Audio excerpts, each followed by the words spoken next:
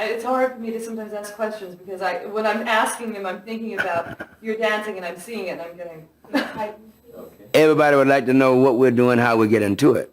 It's something that is spiritual, you know. And you don't know what you're going to go into. It happens. Okay, that's sort of leading us real quickly into my next question. How would you, as probably the pinnacle of the genre, how would you define soul music? A feeling, life. Soul is life. Soul is everyday movement. It's what we feel, the way we act. Spiritually, you're guided.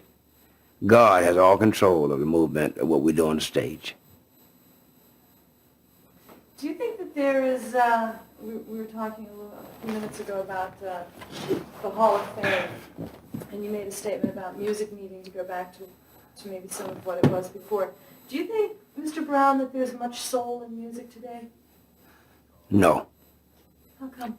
because of the producers and the people telling you what to do. The artists don't get a chance to do themselves. Everybody sounds the same. I was in my room in New York City, and I was somewhat disturbed because everybody sounded alike. The radio stations the different radio stations on there, you know, they didn't have variations of themselves. They were mechanically put together, and we need individual concepts again. We need people to be able to do themselves. The announcers should be able to do themselves.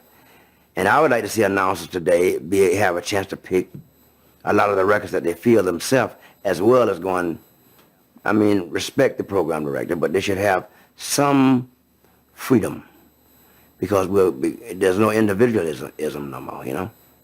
Who am I? You know, I am my program director, but who am I myself? You know?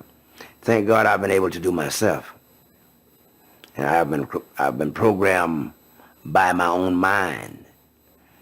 Naturally, I've been able to do other people's songs in the past, but I've always interject myself, you know. I've always been able to go back to myself.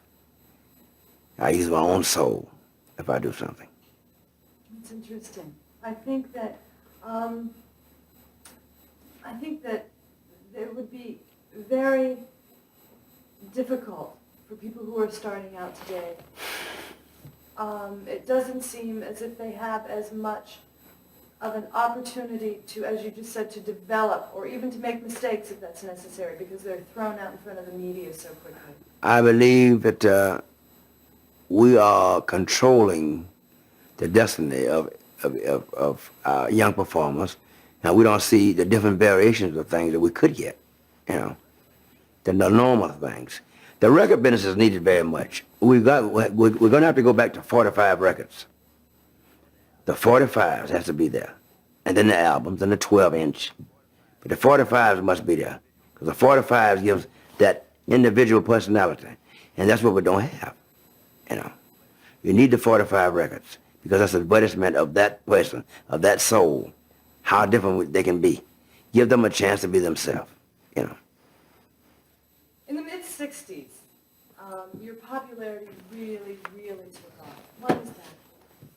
Well, in the mid-'60s, I had more control over my recordings.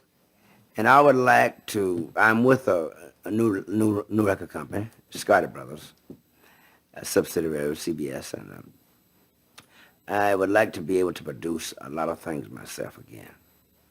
We've got to get the individualism again so we can get the music back. Everybody sounds alike. And that's terrible, what's happening in the music business today. There's no variation of people no more. You know? Exactly. Everybody's doing the same thing. You know, I'd like to see the Apollo Theater come back and focus again too. Weekly, I'd like to see theaters downtown, and not just the Apollo Theater, but I'd like to see the Howard Theater in Washington D.C. I'd like to see a theater in Baltimore. I'd like to see one in Chicago, Cleveland, Boston, Philadelphia, you know, Detroit. I'd like to see one in Kansas City. San Francisco, Los Angeles, Atlanta, you know. Houston, Dallas, the major cities.